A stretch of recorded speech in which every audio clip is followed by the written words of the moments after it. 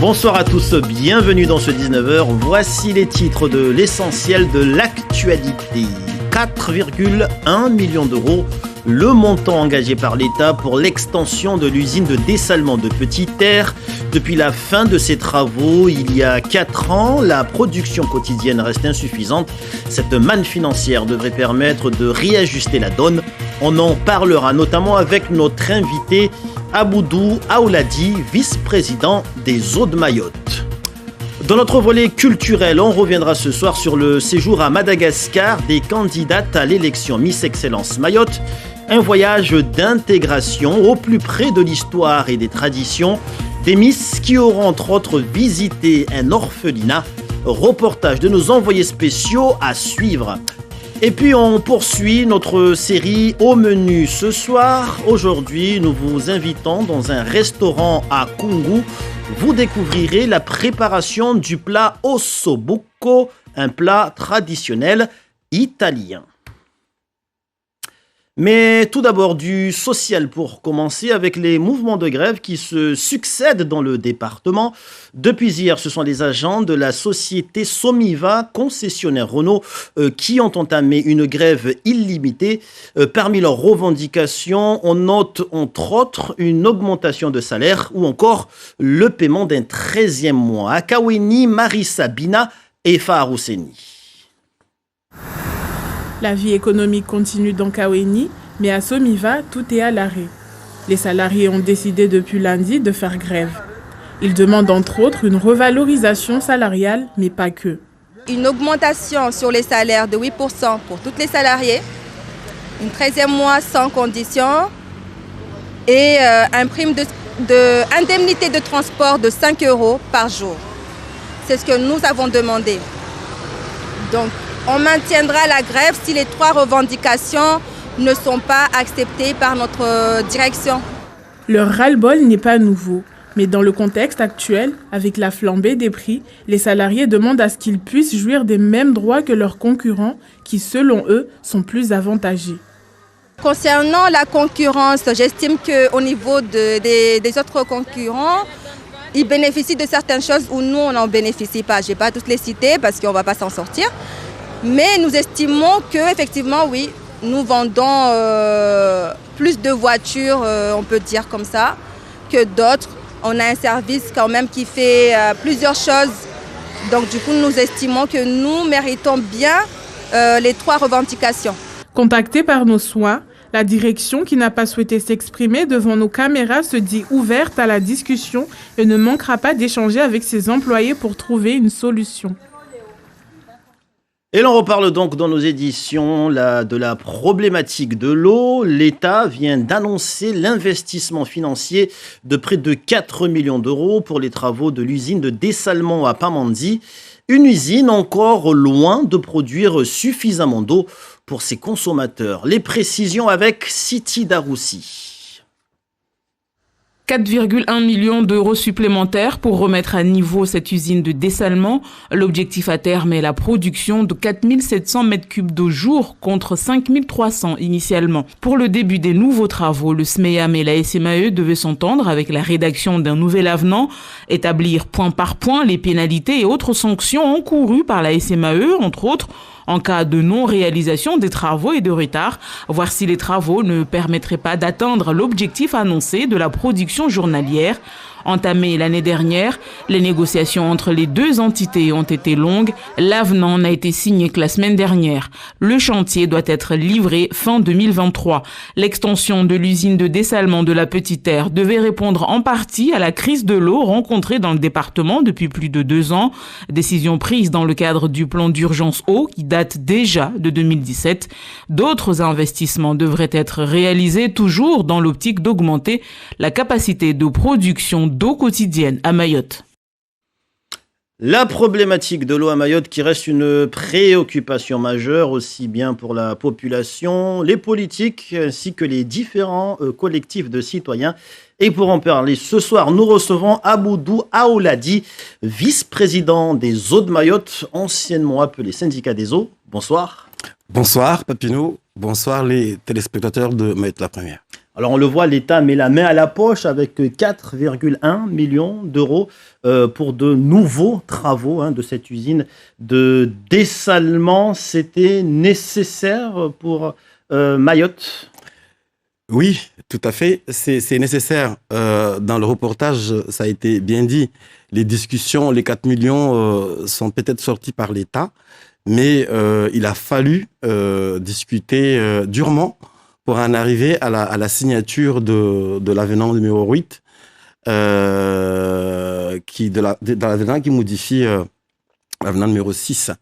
En fait, nous avons les discussions ont traîné parce que l'avenant numéro 6 avait effectivement imposé des résultats sans forcément mettre à côté les sanctions au cas où.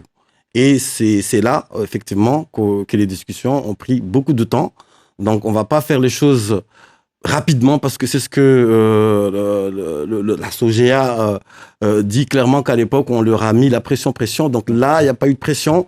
On a signé quelque chose pour les Mahorais. On veut apporter cette usine, les améliorations de l'usine vont apporter à peu près 2000 mètres cubes d'eau pour les Mahorais. Nous avons pris le temps nécessaire pour en arriver à cette signature. Alors, plus concrètement, ça va changer quoi au quotidien des consommateurs mahorais? Alors, comme je viens de le dire tout à l'heure, l'usine devait produire déjà à l'époque 5300 mètres cubes. Là, on va essayer d'arriver à 4700, ce qui amènera à peu près 2000 mètres cubes supplémentaires par rapport à la production d'aujourd'hui. 2000 mètres cubes, c'est ce que attendent les gens de Petite Terre. C'est-à-dire que ça, avec les 2000 mètres cubes, Petite Terre est complètement... ça suffit, ils seront approvisionnés en eau suffisamment? Absolument. D'accord. Alors, on se rend compte que les quantités d'eau attendues à Mayotte, notamment par les consommateurs, ne répondent pas forcément aux besoins de la population. Alors, quelle est la situation actuellement de cette production de l'eau à Mayotte? Nous avons eu beaucoup de temps où on disait depuis 2017 au moins il n'y a pas suffisamment d'eau à Mayotte, il n'y a pas suffisamment d'eau à Mayotte, il n'y a pas suffisamment d'eau. On s'est rendu compte depuis un an et demi que, à un moment donné, que en fait c'est le système de production qui est ancien, qui a fait son temps, qui est aujourd'hui insuffisant. Donc nous sommes partis effectivement pour réaliser les investissements nécessaires dans les années, les 4 ans qui nous restent. La troisième retenue collinaire fait partie de ces réalisations à venir? Nous avons comme ambition de réaliser, en tout cas dans la mandature, ne serait-ce que les études, en tout cas pour une usine de dessalement en grand air, et si possible, avancer le plus possible dans les études pour une deuxième usine de dessalement en grand air. On a... on sait où? Comment? On sait où? Pour l'instant, c'est pas encore tout à fait précisé. On a le retenu collinaire de l'Oveni qu'on sait, qui date déjà d'une quinzaine d'années. On a bien avancé dans les procédures d'acquisition foncière. Nous espérons, en tout cas, qu'il y ait un début de travaux pendant la mandature jusqu'en 2026. Et nous allons essayer de lancer, ne serait-ce que les études vers la fin de la mandature pour un quatrième retenu collinaire du côté de Bouillonné. Voilà pour ce qui doit nous amener, parce que les investissements en eau, il y a eu le forage effectivement, qui nous amène des petites choses. Là, ce sont des véritables investissements qui devront être poursuivis, j'espère, pour les futures... les années à venir. Les années à venir. Aboudou Aouladi, merci d'avoir accepté de répondre à nos questions. Je rappelle que vous êtes vice-président aux eaux de Mayotte. Aux eaux de Mayotte. Merci de l'avoir dit. Le syndicat, le SMEAM, le syndicat mixte de l'eau et de l'assainissement, est devenu les eaux de Mayotte. Merci à vous. Et on en vient maintenant à ce séjour à Madagascar des 8 candidates Miss Excellence Mayotte 2022. Elles viennent de terminer leur semaine d'intégration à Majinga, une semaine riche en découvertes et en rencontres, à l'image de cette visite dans un orphelinat de la ville. Nasma Adrachi, Daniel Abdou et Abderrahmane Saïd. Chifaou, Miss 2021 en tête de file et les prétendantes à la couronne foulent pour la première fois le sol d'un orphelinat. Ici, pas moins de 27 enfants abandonnés sont hébergés. Tout au long de la visite du site, la délégation mahoraise découvre la réalité de cet établissement. La faute à la crise sanitaire.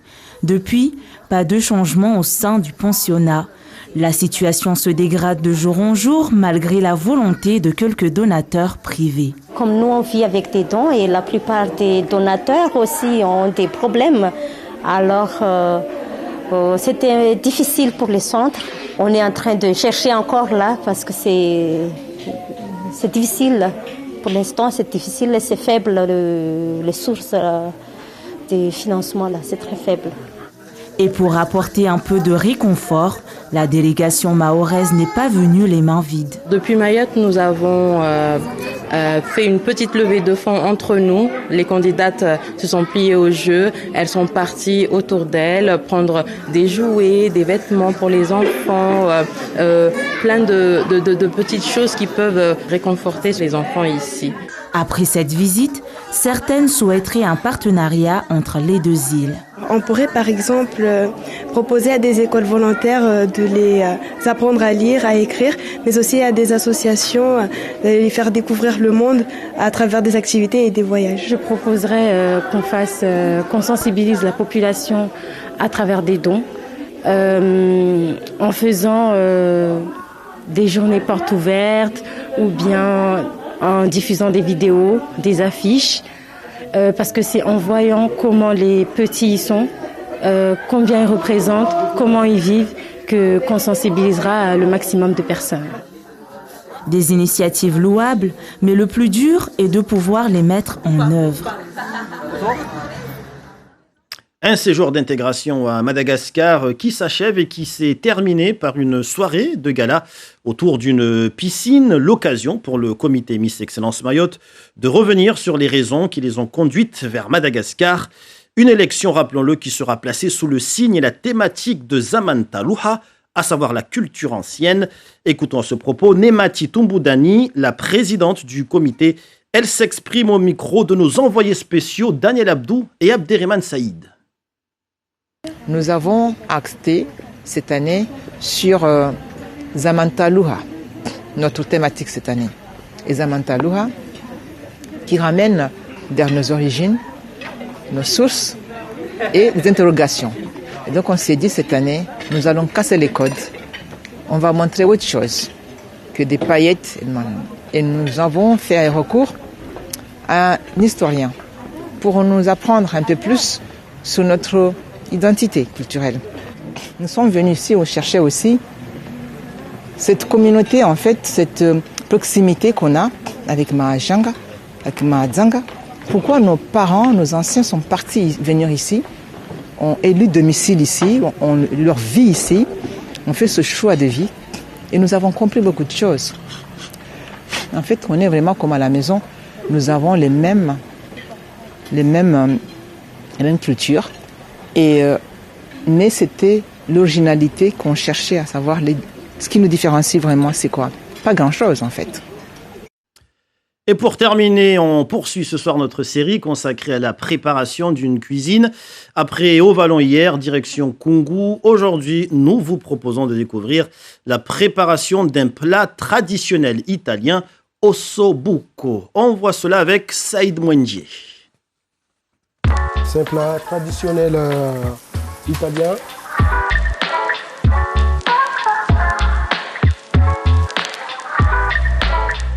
Pour commencer, il faut mettre l'huile d'olive, laisser bien chauffer. Une fois que l'huile est bien chauffée, on saisit la viande. Du coup, il faut la laisser bien colorer, bien la saisir. Une fois qu'il est bien saisi, on le retire. Une fois qu'on a saisi la viande, on prend les échalotes, on va les déglacer avec du vinaigre, du riz. Du coup, là, je rajoute la tomate. C'est du double concentré. On va bien mélanger avec les échalotes. Une fois que c'est bien mélangé, on va rajouter du tomate concassée. Là, on rajoute du fond de veau pour que ça donne du goût. Je vais rajouter aussi des herbes, ça c'est du thym. Vu que c'est une sobucos, tomate et orange, là j'ai préparé les oranges, ils sont là. J'ai gardé le jus et les segments d'orange. Du coup, tout ça, on va les rajouter dans la sauce.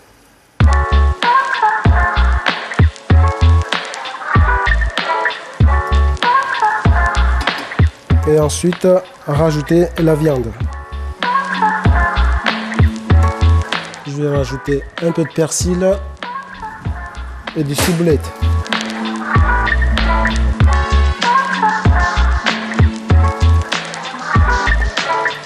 Après, on va laisser mijoter la viande avec la sauce pendant 1 heure de temps.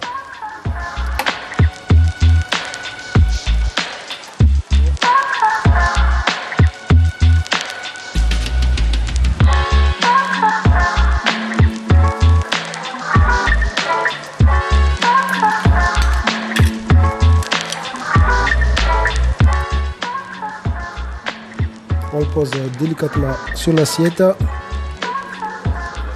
Et pour finir, un petit peu de persil.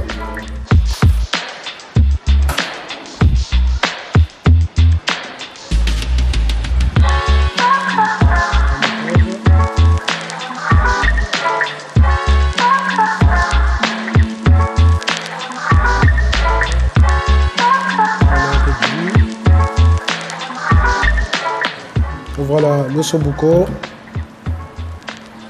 Et je vous souhaite un très bon appétit.